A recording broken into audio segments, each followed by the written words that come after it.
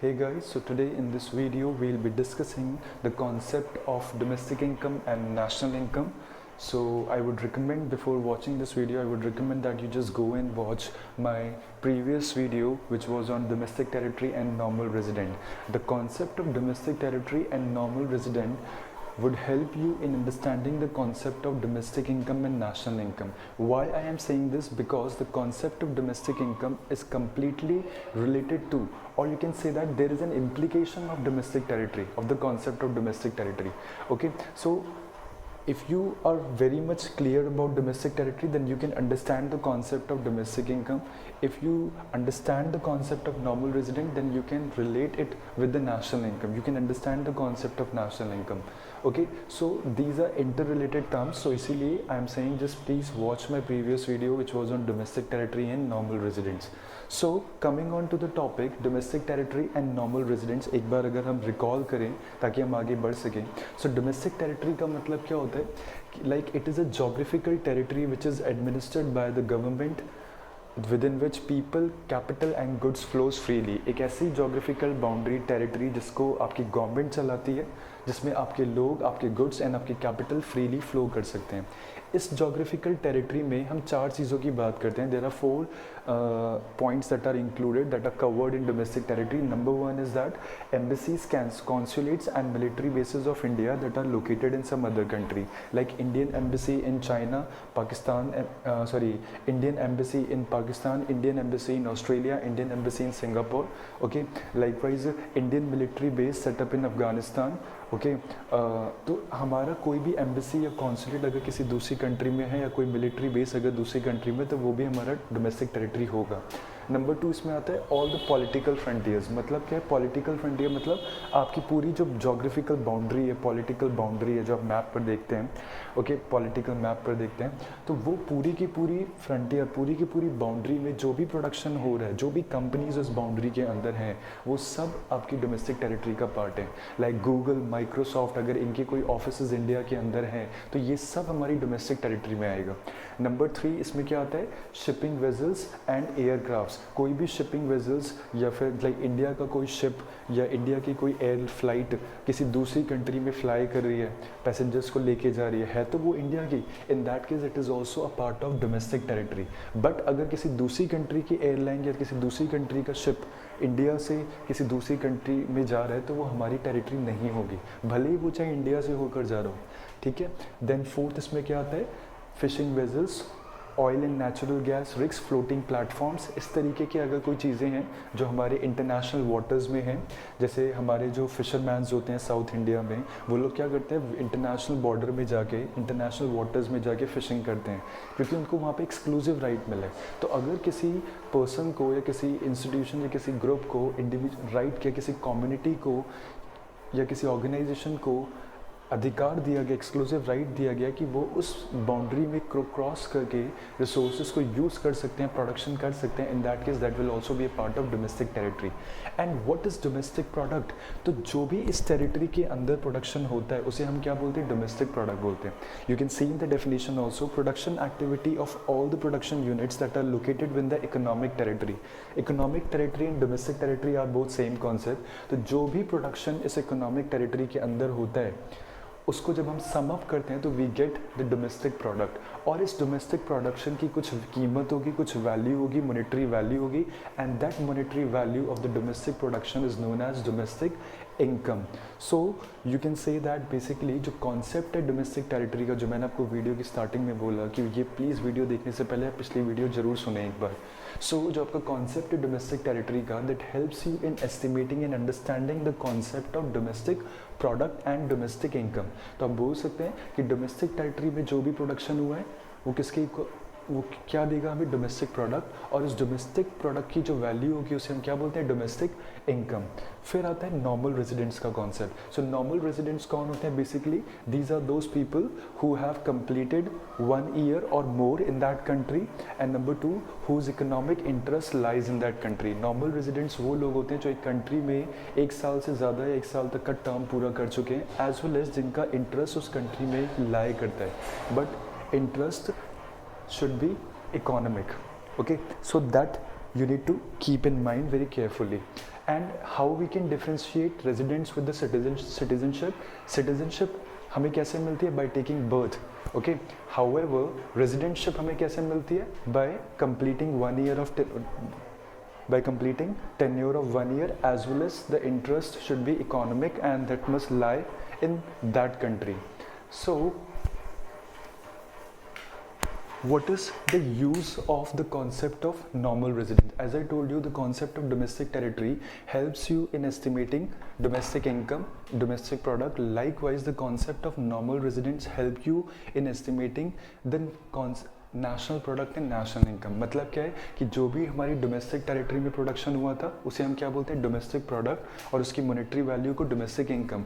उसी तरह in normal residents ने जो भी प्रोडक्शन किया है, जब हम उसे डोमेस्टिक प्रोडक्ट में जोड़ देंगे, मतलब हमने डोमेस्टिक प्रोडक्ट में तो खाली हमने उस प्रोडक्शन की बात करी थी ना जो हमारी टेरिटरी के अंदर हो रहा है, बट अगर हमारे कोई लोग किसी दूसरी कंट्री में जाके प्रोडक्शन करते हैं तो वो हमारी कंट्री के लोग ना, ठीक है। लाइक अगर रिलायंस का कोई बिजनेस किसी दूसरी कंट्री में है तो वो इंडियन बिजनेस ना, इंडियन ओरिजिन ना, तो इंडियन कंपनी है, तो वो दूसरी कंट्री में जाकर अगर कोई प्रोडक्शन कर रही है तो वहाँ से जो पैसा वो कमाएगी वो अपनी कंट्री में लाएगी।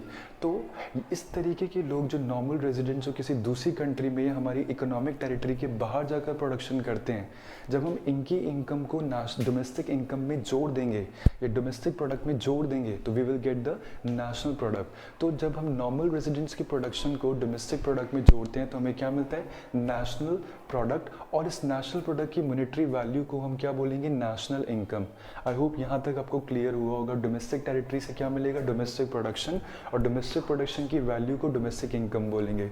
लाइकवाइज जब हम नॉर्मल रेजिडेंट्स के प्रोडक्शन को जो उन्होंने प्रोडक्शन किया है उसको हम डोमेस्टिक प्रोडक्शन में जोड़ देंगे तो we will get the national product, and the monetary value of national product is known as national income. So you can say that national product includes production activities of normal residents irrespective of whether performed within the domestic territory or outside। मतलब basically हम यहाँ पे बात करें कि वो सारी production units जो नॉर्मल रेजिडेंट्स चला रहे हैं, चाहे वो टेरिटरी के अंदर हो चाहे वो टेरिटरी के बाहर हो, उस प्रोडक्शन को हम क्या बोलेंगे? National product, and the monetary value of national product is known as national income. Then next topic is what is the relation between national product and domestic product? As I told you that basically domestic product में जब हम normal residents की income को जोड़ देंगे तो हमें क्या मिलेगा? national income। so हम बोल सकते हैं कि national income is the sum total of domestic product and income earned by the normal residents। So next is the relation between national product and the domestic product. So as I told you earlier also that domestic product means the production that takes place within the domestic territory, and the value of the domestic product is known as domestic income. Likewise, all the production which is carried on by the normal residents of a country, okay, that is known as the national product, and the value of national product is known as national income. So what is the relation between this domestic product and national product? If we add the production of if we add the income of normal residents, मतलब जो हमारे normal residents, मतलब हमारी country में इन्होंने जो भी production वगैरह किया वो तो दैट इज डोमेस्टिक प्रोडक्ट हो गया हमारी टेरिटरी में, ओके। जो भी प्रोडक्शन टेरिटरी के अंदर हुआ है that is the domestic product, और जो भी प्रोडक्शन टेरिटरी के बाहर हुआ है मगर किसने किया है? नॉर्मल रेजिडेंट्स ने। जब हम उसको ऐड कर देंगे means when we add the factor income earned by residents of a country from abroad, that is the net factor income from abroad, तो हमें क्या मिलेगी? अपनी कंट्री की नेशनल इनकम और द नेशनल प्रोडक्ट। ठीक है, इसको हम अभी थोड़ा आगे भी समझते हैं, बट अभी के लिए आप इतना समझ लें कि डोमेस्टिक प्रोडक्ट में जब हम NFIA ऐड करते हैं, NFIA means net factor income from abroad. Net factor income from abroad क्या है? जो नॉर्मल रेजिडेंट्स ने जो पैसा कमाया है उसकी नेट वैल्यू को जब हम ऐड करते हैं डोमेस्टिक प्रोडक्ट में, we get the national product. So what is this net factor income from abroad? अभी हमने जैसे पढ़ा कि नॉर्मल रेजिडेंट्स कौन होते हैं? जो हमारी कंट्री के लोग जिन्होंने 1 साल का टेन्योर हमारी कंट्री में पूरा किया और जिनका इकोनॉमिक इंटरेस्ट भी हमारी कंट्री में लाई करता है। तो अगर वो लोग सपोज किसी दूसरी कंट्री में जाकर प्रोडक्शन करते हैं या कमाते हैं या कोई सर्विसेज देते हैं और पैसा कमाते हैं, तो वो है तो हमारे ही रेजिडेंट्स, ठीक है। सो NFIA का मतलब क्या है? It is a difference between factor income earned by normal residents of a country from rest of the world and factor income paid to non residents working in the domestic territory of a country. कहने का मतलब है कि जिस तरह हमारे लोग भी जो होते हैं वो दूसरी कंट्री में जाते हैं काम करने के लिए, उसी तरह बाहर के लोग भी हमारी कंट्री में आते हैं काम करने के लिए, तो वो क्या हो जाएंगे? हमारे नॉन रेजिडेंट्स। बट हमारे लोग जो दूसरी कंट्री में जाते हैं काम करने के लिए, क्योंकि उनको हमारी कंट्री में 1 साल से ज़्यादा हो चुका है काम करते रहते हुए, तो हमारे लोग अगर बाहर जा रहे हैं तो दे आर द रेजिडेंट्स, और बाहर के लोग अगर इंडिया में आ रहे हैं तो they are the non residents. So इन दोनों ने जो पैसा कमाया है और इनकी जब हम इनकम को, इनकी अर्निंग्स को जब हम माइनस करते हैं, इनका डिफरेंस निकालते हैं, we get the net factor income from abroad. तो मतलब जो इनकम रेजिडेंट्स ने कमाई है और जो इनकम या जो पैसा हमने नॉन रेजिडेंट्स को दिया है, इन दोनों के बीच के डिफरेंस को हम net factor income from abroad बोलते हैं। सो इसका फॉर्मूला क्या है? NFIA शॉर्ट में हम इसे बोलेंगे, that is factor income earn by normal residents from abroad. जो भी नॉर्मल रेजिडेंट्स हमारी कंट्री के लोगों ने जो बाहर जाके पैसा कमाया है, ठीक है, तो वो पैसा लेकर आ रहे हैं, उसमें से माइनस क्या करेंगे? बाहर के लोगों ने आके हमारी कंट्री में जो पैसा कमाया है तो वो अपना पैसा लेकर जाएंगे। सो जब हम इसको माइनस करेंगे, we will get the net factor income from abroad. Then what are the components of net factor income from abroad? अब इस NFIA के 3 कंपोनेंट्स हैं। मतलब बेसिकली जो हमारे पास जो पैसा आता है, जो हम नॉन रेजिडेंट्स को पैसा देते हैं, वो 3 फॉर्म्स में है। मतलब पहला फॉर्म क्या है? Net compensation of employees. पहले भी आपको बताया, नेट मतलब क्या होता है? डिडक्शन। जब हम किसी वैल्यू में से कुछ माइनस करते हैं, तो यहाँ पे हम माइनस क्या कर रहे हैं? अर्नड में से पेड माइनस कर दो। जो आपने कमाया और उसमें से जो आपने दिया उसको आप माइनस कर देंगे तो you will get the net value. So compensation of employees, number 1, net income from property and entrepreneurship, and number 3 is net retained earnings. ये 3 कंपोनेंट्स हैं NFIA के। पहला कंपोनेंट है net compensation of employees. Compensation of employees मतलब क्या होता है? जो लोग बाहर जाकर काम करते हैं, जिनको हम, जो बेसिकली वर्कर्स हो गए या एम्प्लॉयज़ हो गए, उनको हम बोलते हैं, उनको जो पैसा मिलता है that is called the compensation of employees in terms of salary, wages और अदर बेनिफिट्स की फॉर्म में जो उनको पैसा मिलता है। तो हमारे जो रेजिडेंट्स बाहर से पैसा कमा कर लाते हैं, और बाहर के लोगों ने जो इंडिया में आके सर्विसेज दिए हैं, या जो बाहर से जो फॉरेन एम्प्लॉयज़ इंडिया में आए काम करने के लिए, हमने उनको पैसा दिया है। तो जो हमारे लोगों ने कमाया और जो हमने अपने नॉन रेजिडेंट्स को पैसा दिया, जब हम उसको माइनस करेंगे, we will get the net compensation of employees. Number 2 is net income from property and entrepreneurship. Property से हमें क्या पैसा मिलता है? रेंट मिलता है, ठीक है, हमें रॉयल्टी मिलती है। जब आप अपना, आप सपोज आपने कोई बिल्डिंग या कोई लैंड किराए पे दिया तो आपको रेंट मिलेगा, दैट इज़ योर प्रॉपर्टी। आपने अपना लाइसेंस किसी को यूज़ करने के लिए दे दिया, आपने अपना पेटेंट किसी को यूज़ करने के लिए दे दिया, आपने किसी को अपनी गुडविल यूज़ करने के लिए दे दी है, किसी को अपना नाम दे दिया, तो you will gate royalty. Likewise आप कैपिटल देते हैं तो आपको उस पर क्या मिलता है? इंटरेस्ट। और जो एंटरप्रेन्योर मतलब जो ओनर होता है, उसे क्या मिलता है? प्रॉफिट। तो that is called income from property and entrepreneurship. तो उसी जैसे हमारे लोग होते हैं, वो दूसरी कंट्री में जाकर अपना बिजनेस सेटअप करते हैं, या दूसरी कंट्री के लोगों को अपनी बिल्डिंग्स या लैंड किराए पर देते हैं, या कैपिटल उनको देते हैं, उस पर वो इंटरेस्ट कमाते हैं। तो that is the income that they earn from their property and entrepreneurship. उसी तरह बाहर के लोग जो होते हैं, वो भी हमारी कंट्री के लोगों को कुछ किराए पर देते होंगे, ज़मीन या बिल्डिंग किराए पे देते होंगे, या फिर वो लोग भी यहाँ पर आके कोई बिजनेस सेटअप करते होंगे, तो वो अपना प्रॉफिट लेकर जाते होंगे। तो उसी तरह से देखिए, सिंपल सी बात है, गिव एंड टेक, ठीक है। जो आपको मिला है उसमें से माइनस कर दें आप, जो आप पे करते हैं दूसरी कंट्री के लोगों को। हमारी कंट्री के लोग बाहर जाके बिजनेस कर रहे हैं तो उनको पैसा मिल रहा है, they earn profit on that. या अपनी कोई चीज़ किराए पे देते हैं, अपना कोई बंगलो किराए पे देते हैं उस कंट्री के लोगों को, तो उनको उस पर क्या मिलता है? रेंट मिलता है। उसी तरह बाहर के लोगों से भी हम किराए पे, या बाहर की कंट्रीज़ में जाकर, या फिर सपोज बाहर की कंपनीज आके इंडिया में बिजनेस सेटअप करती हैं, तो उनका जो प्रॉफिट है वो क्या है? नॉन रेजिडेंट्स की कैटेगरी में आ जाएगा। सो दे विल, तो वो बेसिकली क्या है? माइनस हो जाएगा यहाँ पर, क्योंकि वो बाहर की रेजिडेंट्स हैं, हमारे रेजिडेंट्स नहीं हैं। So it is a difference between rent, interest, profit and royalty earn by normal residents of India from abroad and similar payments that are made to non residents. Then third category इसमें आती है net retained earnings. Now what is this net retained earnings? Retained earnings क्या होती है? It is that part of the profit which is not distributed among the share holders. मतलब profit का वो हिस्सा जिसे आप शेयर होल्डर्स में नहीं बांटते हैं। आपके प्रॉफिट में 3 पार्टीशंस होते हैं ना। एक तो होता है पहले आप डिविडेंड देते हैं, फिर आप उसमें से टैक्स पे करते हैं, कॉर्पोरेट टैक्स, और उसके बाद जो बचता है that is the retained earning, undistributed profit. तो सिंपल सी वही सेम चीज़ है, नॉर्मल रेजिडेंट्स का जो अनडिस्ट्रीब्यूटेड प्रॉफिट है, नॉर्मल रेजिडेंट्स की जो रिटेन अर्निंग है, उसमें से माइनस कर दें नॉन रेजिडेंट्स की रिटेन अर्निंग्स को, you will gate net retained earnings. So as you can see in the diagram, one is the national product, another one is the domestic product. So what is this national product? As I said कि domestic product में जब आप net factor income from abroad add करते हैं, what is net factor income from abroad? जो भी normal residents की income है उसमें से हमने non residents को जो पैसा दिया वो minus कर देते हैं. जब हम इसे add करेंगे domestic product में we will get national product. So we can say that कि नेशनल प्रोडक्ट एक बड़ा कॉन्सेप्ट है और डोमेस्टिक प्रोडक्ट एक छोटा कॉन्सेप्ट है. तो इन दोनों के बीच में जो रिलेशन है, जो डिफरेंस है, वो किस चीज़ का है? NFIA का डिफरेंस है, net factor income from abroad का डिफरेंस है. तो अगर आपको डोमेस्टिक प्रोडक्ट से नेशनल इनकम निकालनी है, नेशनल प्रोडक्ट निकालना है, तो हम NFIA क्या करेंगे? प्लस करेंगे. और अगर आपको नेशनल प्रोडक्ट से बड़े से छोटे पे जाना है, डोमेस्टिक प्रोडक्ट पे, तो हम क्या करेंगे? NFIA माइनस करेंगे.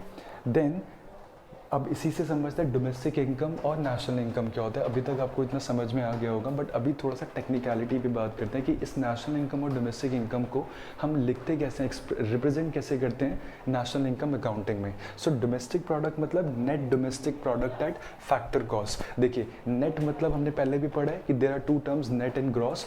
तो ग्रॉस में क्या होता है? डेप्रिसिएशन इंक्लूड होता है, बट नेट कैसे मिलता है? जब हम ग्रॉस में से डेप्रिसिएशन माइनस करते हैं. सो डोमेस्टिक इनकम को एग्रीगेट क्या है? Net domestic product at factor cost. Net का मतलब क्या है? इसमें देयर इज नो डेप्रिसिएशन, यहाँ पे डेप्रिसिएशन माइनस किया गया. डोमेस्टिक प्रोडक्ट अभी आपको बताया था कि जो भी प्रोडक्शन टेरिटरी के अंदर किया गया उसे हम डोमेस्टिक प्रोडक्ट बोलते हैं. And what is factor cost? That is the cost of factors of production. एक होता है ना फैक्टर कॉस्ट और दूसरा क्या होता है? Market price. फैक्टर कॉस्ट जो फैक्ट्री की कॉस्ट है, उस प्रोडक्ट को बनाने की जो कॉस्ट है. एंड मार्केट प्राइस मतलब जिस प्राइस पे हमने वो प्रोडक्ट क्या करा है, आगे बेचा है, तो उसमें क्या ऐड हो जाता है? टैक्स ऐड हो जाता है. तो ये सारी चीज़ें आपको पिछली वीडियोज़ में बताई गई हैं. सो इसको रिप्रेजेंट करने का जो एग्रीगेट है that is NDP eight factor cost. इसको बोलेंगे NDP eight factor cost, net domestic product at factor cost. Net represents that it exclude depreciation, domestic product include the production, means that the production that takes place within the domestic territory. And factor cost मतलब क्या है? That is the cost of factors of production. So domestic income मतलब क्या है कि जो भी production domestic territory के अंदर किया गया है, भले ही वो किसी ने भी किया हो, बाहर के लोगों ने आके किया हो, हमारे लोगों ने किया हो, so it is the money value of all the goods and services that are produced within the domestic territory, whether by residents or by the non-residents. चाहे वो किसी ने भी किया हो उस अकाउंटिंग ईयर में प्रोडक्शन, रेजिडेंट्स ने या नॉन रेजिडेंट्स ने, बट डोमेस्टिक टेरिटरी के अंदर होना चाहिए, जो कि डोमेस्टिक प्रोडक्ट बोला गया, तभी उसको हम क्या बोलेंगे? Domestic income. उसकी मनी वैल्यू को, उसकी मॉनेटरी वैल्यू को हम डोमेस्टिक इनकम बोलते हैं. और इसमें NFIA इंक्लूड नहीं है. NFIA इंक्लूड कब होता है? नेशनल इनकम में, क्योंकि नेशनल इनकम निकालते वक्त आप डोमेस्टिक प्रोडक्ट में NFIA को ऐड करेंगे. Now what is national income? It is then represented as net national product at factor cost. Same वही चीज़. Net मतलब exclude depreciation, factor cost मतलब cost of factors of production. And now we are not using domestic product, we are using national product because यहाँ पे हम normal residents की income को भी add कर रहे हैं. तो इससे हमें क्या पता चलता है कि domestic income मतलब जो भी production की value है, वो production जिसको हमारी territory के अंदर किया गया है, भले ही चाहे residents ने किया हो चाहे non residents ने किया हो. But जब हम domestic इनकम की बात करते हैं, तो डोमेस्टिक इनकम मतलब it is the money value of all the goods and services that are produced by normal residents of a country. मतलब नेशनल इनकम की जो बेसिक सी आपकी चीज़ समझनी है, दैट इज़ कि वो प्रोडक्शन, वो इनकम नॉर्मल रेजिडेंट्स ने कमाई होनी चाहिए, नॉन रेजिडेंट्स ने नहीं कमाई होनी चाहिए. और वो इनकम नॉर्मल रेजिडेंट्स ने कमाई हो, भले ही चाहे हमारी कंट्री में कमाई हो चाहे दूसरी कंट्री में कमाई हो. जैसे रिलायंस कंपनी है, वो हमारी कंट्री में अपना बिजनेस चला रहे, तो वो भी इंक्लूड होगा इसमें. एज वेल एज वो किसी दूसरी कंट्री में जाके अपने बिजनेस को ऑपरेट करें, तो वो भी इंक्लूड होगा. तो बट होना क्या चाहिए? वो नॉर्मल रेजिडेंट्स होना चाहिए. बट जब हम बात करते हैं गूगल, तो गूगल का केस क्या है कि गूगल बेसिकली क्या है, एक तो बाहर की कंपनी है, वो इंडिया में आके प्रोडक्शन कर रही है, तो डोमेस्टिक प्रोडक्ट तो हुआ, वो डोमेस्टिक इनकम तो हुआ. बट जब हम नेशनल इनकम की बात करेंगे तो गूगल क्या है, वो नॉन रेजिडेंट हो जाएगा. तो ऐसे नॉन रेजिडेंट्स की इनकम्स को हम क्या कर देते हैं? डिडक्ट कर देते हैं अपनी नेशनल इनकम में से. So it is the money value of all the final goods and services that are produced by normal residents of a country, whether within the domestic territory और outside it. Normal residents ने कमाई हो, चाहे वो वो territory के अंदर हो चाहे टेरिटरी के बाहर हो, इससे फ़र्क नहीं पड़ता है। और इस नेशनल इनकम के कॉन्टेक्स्ट में कॉन्सेप्ट में NFIA इंक्लूड होता है। ऐसे मैंने आपको पीछे बताया था ना, यू कैन सी दैट कि this here you can see that national product is equals to domestic product plus NFIA। so NFIA किस में इंक्लूड हो रहा है, नेशनल इनकम निकालने में हम डोमेस्टिक प्रोडक्ट में उसको ऐड करते हैं। These are the important formulae as I told you. National income कैसे निकालनी है, डोमेस्टिक इनकम में NFIA ऐड करके। नेशनल इनकम को रिप्रेजेंट करना है NNP एट फैक्टर कॉस्ट से, डोमेस्टिक इनकम को NDP फैक्टर कॉस्ट से। इसमें आप NFIA जोड़ दें, नॉर्मल रेजिडेंट्स की इनकम को आप जब प्लस कर देंगे, वो लोग जिन्होंने बाहर जाके पैसा कमाया है, जिन्होंने टेरिटरी के बाहर जाके पैसा कमाया, जब आप उसे ऐड कर देंगे you will get the national income. And अगर आपको इसी से डोमेस्टिक इनकम निकालनी है तो क्या बताया था, नेशनल इनकम से अगर डोमेस्टिक इनकम निकालनी है तो माइनस NFIA। और NFIA का फॉर्मूला क्या, factor income from abroad minus factor income paid to abroad. Again पिछले फॉर्मूले जो हमने प्रीवियस वीडियोस में डिस्कस किए थे, डेप्रिसिएशन का फॉर्मूला है gross value minus net value. Gross और नेट के बीच का डिफरेंस होता है। NFIA का फॉर्मूला क्या है, नेशनल इनकम में से डोमेस्टिक इनकम आप माइनस कर दें। NIT का फॉर्मूला है indirect taxes minus subsidies. And change in stock का फॉर्मूला क्या होता है, closing stock minus opening stock. एक बहुत छोटा सा टॉपिक और इस वीडियो में हम कवर करते हैं, transfer income and factor income. बहुत ही सिंपल टॉपिक है। देखिए फैक्टर इनकम मतलब क्या होता है, the income which is earn by the factors of production. जो भी पैसा आपने कमाया है उसे हम फैक्टर इनकम बोलते हैं। So it is the income ऑन by factors earn by factors of production by rendering factor services. जब आप कोई फैक्टर सर्विस, कोई काम किसी के लिए करते हैं और उस पर जो आपको पैसा मिलता है, that is factor income. It is an earning concept क्योंकि ये कमाया गया है। Rent, interest, royalty, these are the examples and it is included in national income. National income का मतलब ही ये जो पैसा कमाया गया है सिर्फ वही इंक्लूड करना है, तो फैक्टर इनकम ही इंक्लूड होती है नेशनल इनकम में। But what is transfer income, transfer income is basically the unearned income. It is that income which is receive without rendering any productive service. जब आप किसी के लिए कोई काम नहीं करते हैं और फिर भी आपको पैसा मिलता है, जैसे आपको गिफ्ट्स, चैरिटी, डोनेशंस, ग्रांट्स मिलते हैं, तो ये सारे क्या हैं आपके, these are the transfer income. Like it is an unearned income, मतलब ये पैसा कमाया नहीं गया है, ये अनअर्न्ड है। And scholarship, old age pension, grants, donations etcetera, these are all transfer income. And because this is an unearned income, ये नहीं कमाया गया, इसलिए ये नेशनल इनकम में इंक्लूड नहीं होता है। That's all. In case if you have any doubt, please ask me in the comment section. And I know that domestic territory and normal residence ये थोड़ा सा confusing है, but अब इसको बार बार सुने, वीडियोस दोबारा से सुने, आपको क्लियर होगा ये concept. Okay, so thank you.